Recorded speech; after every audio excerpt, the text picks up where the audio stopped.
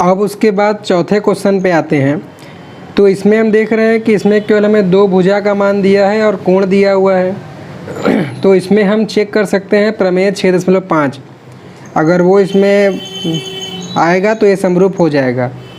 उसमें होता क्या है, भुजा कोण भुजा। और ध्यान देने वाली बात ये है कि जो कोण हम लेते हैं वो इससे जुड़ने वाली दोनों संगत भुजाओं से लेते हैं। तो इसमें दोनों हैं, इनका हम कंपेयर करते हैं। तो पहले जैसा कि मैं लेना है भुजा, फिर कोण, फिर भुजा, और ये एक सीरीज़ बाई लेना है। आप लेने के तो ऐसे भी ले सकते हैं, लेकिन जो मैं आपको नियम बता रहा हूँ, स्टैंडर्ड बता रहा हूँ कि आप कल का कहीं कंपटीशन में बैठे तो वो गलत ना हो। तो उसके लिए हम करेंगे क्या कि अगर हम यहाँ शुरू करें NML, तो यहाँ से हम शुरू करेंगे P Q फिर R, ठीक है। तो जैसा कि हम देख रहे हैं NM बटे इस वाले त्रिभुज का QP। आप सोचते होंगे कि MN लिख लें, इसमें PQ लिख लें, बोलने में आसान होगा, लेकिन सीरीज़ फॉलो कराने के लिए आप ऐसे लिखेंगे तो अच्छा रहेगा। गलत वो भी नहीं है, लेकिन ये स्टैंडर्ड तरीका है। तो NM का मान है 2.5 और QP का मान है 5। QP का मान है 5, तो 2.5 से 5 कटेगा तो आ जाएगा 1/2। तो NM और QP का मान आ गया NM और PQ, NM PQ, सॉरी थोड़ा, NM PQ, इन दोनों का मान आ गया 1/2। तो NM बढ़े। अब हमें कोण चाहिए, तो यहाँ पर हम देख रहे हैं कि कोण M बराबर है कोण Q के, जिसका मान दिया हुआ है दोनों में 70 डिग्री, ये भी बराबर है। NM फिर ML लेंगे और यहाँ से QR, तो यहाँ क्या हो जाएगा ML बटे में QR। तो ML का मान है 5 और QR का मान है 10, तो 5 एकम 5, 5 दूनी 10, हो जाएगा 1/2।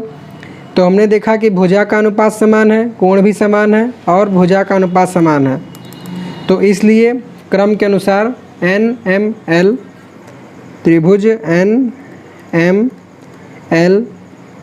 समरूप हो जाएगा त्रिभुज PQR के।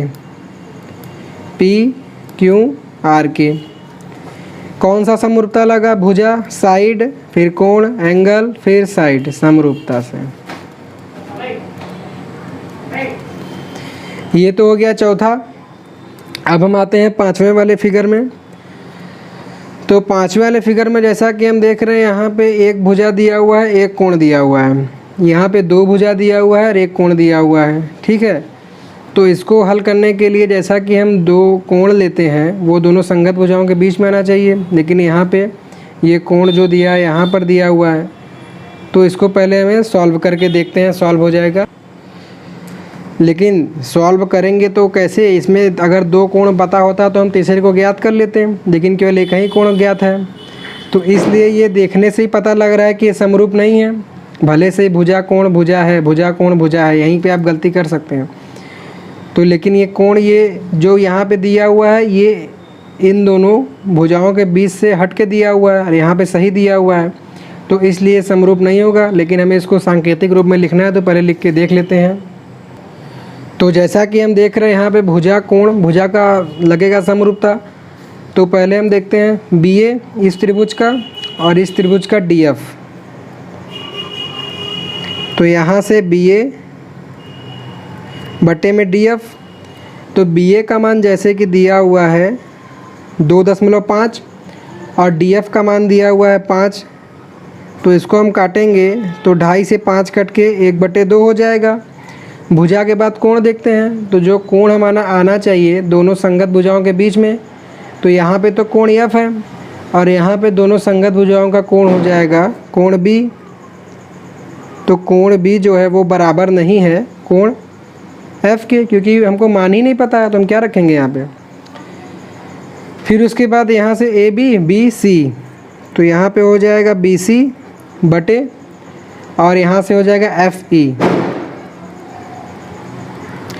तो BC का मान जैसे कि दिया हुआ है 3 और FE का मान दिया हुआ है 6। इसको भी काटेंगे तो 1/2 आ जाएगा। तो हमने देखा कि यहाँ भुजाओं का अनुपात तो बराबर है लेकिन कोण बराबर नहीं है।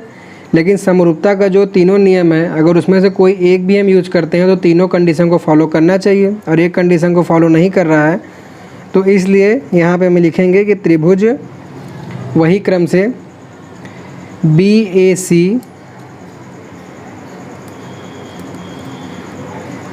तथा त्रिभुज DFE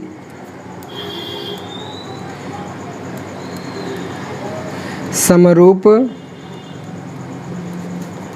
नहीं हैं। ठीक है, अब हम आते हैं छठवें वाले फिगर पे। तो दोस्तों जैसा कि छठवें वाले फिगर में हम देख रहे हैं भुजा का मान नहीं दिया हुआ है, केवल दो कोण ही दिया हुआ है, और हमें ऐसा कोई जो है समरूपता कसौटी नहीं पता जो केवल दोनों कोणों के आधार पर ही बता दे। हमें कम से कम 3 कोण होना चाहिए। तो इसमें कि जैसा कि 2 कोण दिया हुआ है तो हम एक कोण ज्ञात कर सकते हैं, क्योंकि हम जानते हैं त्रिभुज के तीनों कोण का योगफल होता है 180 डिग्री। ठीक है, तो जब हम यहाँ से कोण F का मान निकालेंगे, कोण F बराबर हो जाएगा, निकालने के लिए हम 180 में से अन्य 2 कोणों 80 और 70 को जोड़ के घटा देंगे तो हमें कोण F का मान पता लग जाएगा। तो यहाँ से 180 में से 80 और 70 जोड़ेंगे तो 150 आएगा, और कोण F का मान आ जाएगा 30 डिग्री। ठीक है, इसी प्रकार से जब हम यहाँ से कोण P का मान निकालेंगे तो कोण P बराबर भी हो जाएगा 180 माइनस शेष 2 कोण 80 और 30, तो 80 प्लस 30, तो 180 माइनस 80 में 30 जोड़ेंगे तो आ जाएगा 110 डिग्री, तो ये हो जाएगा 70 डिग्री। तो अब हम देखते हैं कि कौन सा कोण किसके बराबर है। तो यहाँ पे देखा जाए, पहले इसका हम मान लिख लेते हैं। तो यहाँ पर जैसा कि हमने कोण F का मान निकाला 30 डिग्री, तो ये वाला कोण है 30 डिग्री, और उसके बाद कोण P का मान निकाला हमने 70 डिग्री। तो अब देखते हैं, देखिए कोण D बराबर है कोण P, कोण D बराबर है कोण P 70 डिग्री। ठीक है, फिर कोण E बराबर है कोण Q, कोण E बराबर है कोण Q 80 डिग्री। फिर उसके बाद कोण F बराबर है कोण R जो कि है 30 डिग्री। तो जैसा कि देख रहे हैं कि दोनों त्रिभुज में कोणों का मान बराबर है, तो इसलिए हम लिख सकते हैं कि त्रिभुज DEF समरूप है त्रिभुज PQR।